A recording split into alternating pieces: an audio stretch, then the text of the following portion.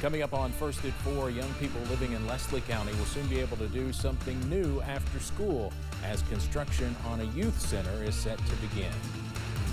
And we're about 1 month away from the first Shaping Our Appalachian Region mini summit. We'll tell you what to expect. And for once, we're not tracking a big winter storm into the region. I'll have the latest on the sunshine on the way this week coming up. First at 4 is next.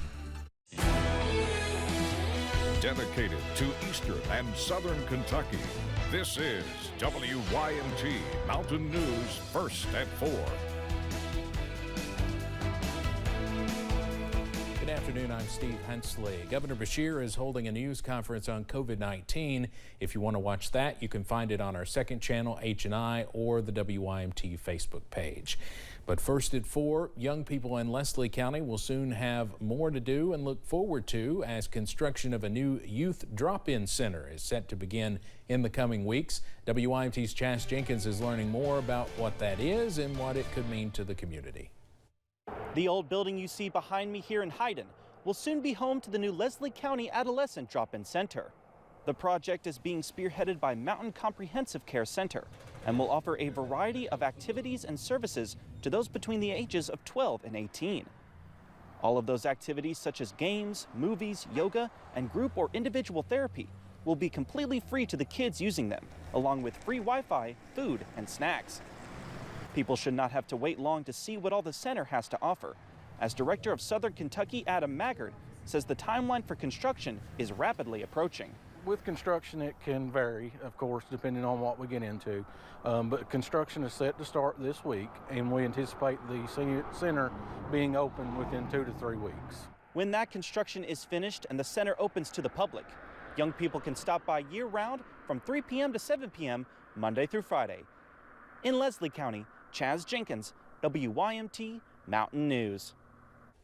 Maggard says this is one of many drop-in centers they hope to create. Shaping Our Appalachian Region, or SOAR, is kicking off its first ever mini summit in early March. That will take place on March 7th and 8th in Ashland, focusing on tourism and downtown revitalization. Executive Director Colby Hall says they set a goal of 500 attendees for the event, and with exactly 1 month ago, they already have more than 400 registered, representing a variety of places and businesses.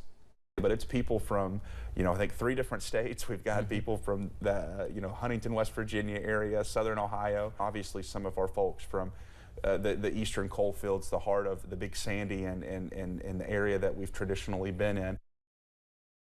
This is video from the last SOAR Summit in Corbin a few months ago.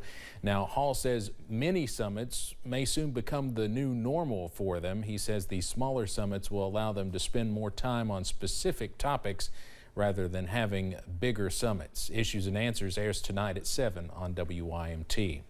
The Appalachian Valley Autism Center is standing behind one of its learners as he heads in for open heart surgery again. At only 3 years old, Huck Frazier has seen his share of doctors' offices and diagnoses, born with several heart defects and eventually diagnosed with autism.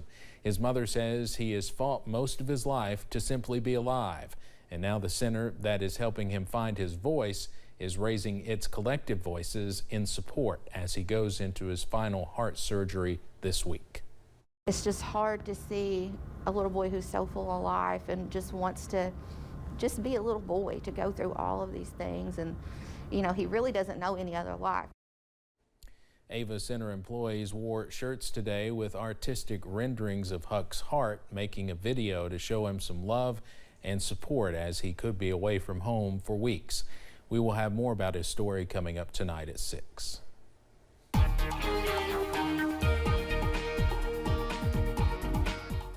Well, a nice day in progress, an absolutely beautiful one out there.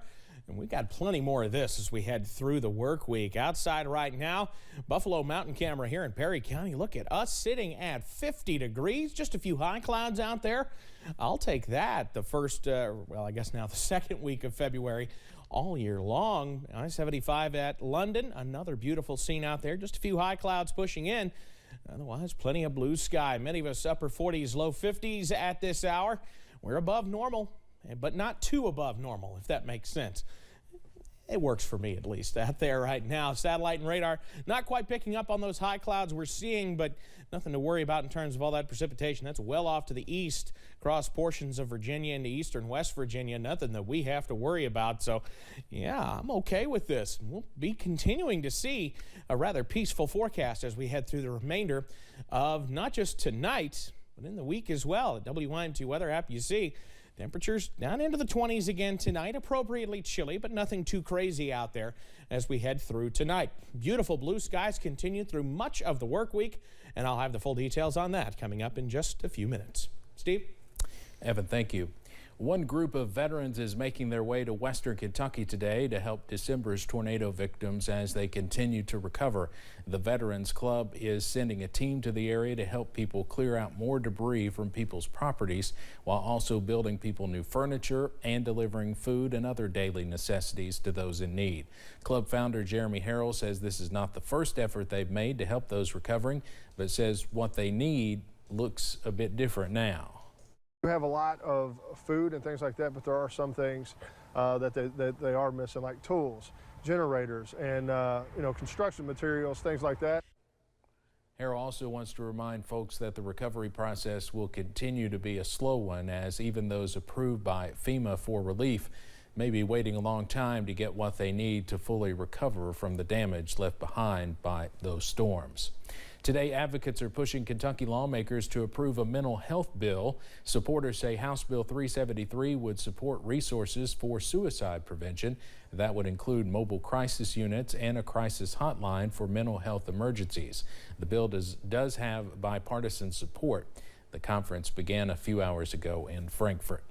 Kentucky is now one of just 13 states without medical marijuana. Mississippi legalized it last week. Patients with certain conditions can get certified to use the drug by talking with their doctors. A bill to legalize medical marijuana in Kentucky is still in committee. It has more than 30 sponsors, both Democrats and Republicans. Delta Airlines is asking the federal government to create a national no-fly list for passengers who are disruptive, either in a terminal or on a plane.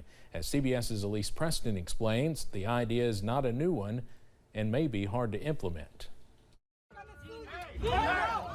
Amid skyrocketing cases of air rage incidents like these, Delta Airlines is asking the federal government to put passengers convicted of unruly behavior on a national no-fly list. CBS News obtained this letter from Delta CEO Ed Bastian to the Justice Department, saying a list would serve as a strong symbol of the consequences of not complying with crew member instruction.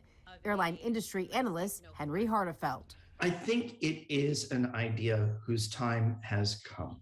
No one, whether an airline employee or a passenger, should be subject to verbal or physical attacks. The FAA says there were more than 5,000 reports of unruly passengers in 2021. Most were tied to compliance with mask wearing. The agency is now partnering with the TSA to remove disruptive travelers from TSA PreCheck eligibility. Most airlines have their own no-fly list for unruly passengers, but they don't share them with each other. Industry analysts say they could share them, or they could hand the names to a federal agency. What information should be collected? How is that shared? And how do you make sure that the information is not abused? Hardefelt says a national list could still be months, if not years away. Safety is our job one. Lynn Montgomery is the union president for Southwest flight attendants. She says one way to keep everyone safe now is to keep alcohol service suspended while there are mask mandates. There is a little bit where profit is being put first when we feel that it is unsafe. Next week, Southwest joins a growing list of airlines resuming alcohol service. Elise Preston, CBS News, New York. Travel analysts say for a national list to work, it would need to offer accused unruly passengers an opportunity to clear their names. Frontier Airlines flights were not allowed to leave the runway this morning. The Federal Aviation Administration grounded them all but lifted the stop sometime this afternoon. Frontier issued a statement saying the airline experienced a technology issue it claims is now resolved. About 20% of the airline's Monday flight schedule was canceled. The grounding comes on the same day Frontier and Spirit Airlines announced they are merging in a deal worth $6.6 billion. Let's head over to Wall Street now on this Monday. The Dow stays nearly even as we begin the work week.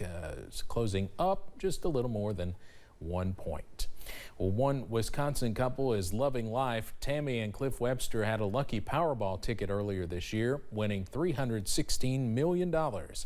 They opted to take the lump sum in cash and have walked away with a cool $153.9 million.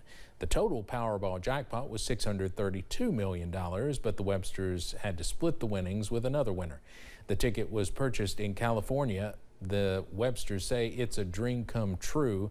Now, Wisconsin, where they're from, is no stranger to lottery winners. The state has had 4 major jackpot wins in the last 4 years. Straight ahead on First at 4, we take you across the pond where the head of the United Kingdom is celebrating a major milestone in her royal career. And plenty of sunshine on our cameras this afternoon, and plenty more where this came from. I'll have the very latest on our tranquil pattern on the way.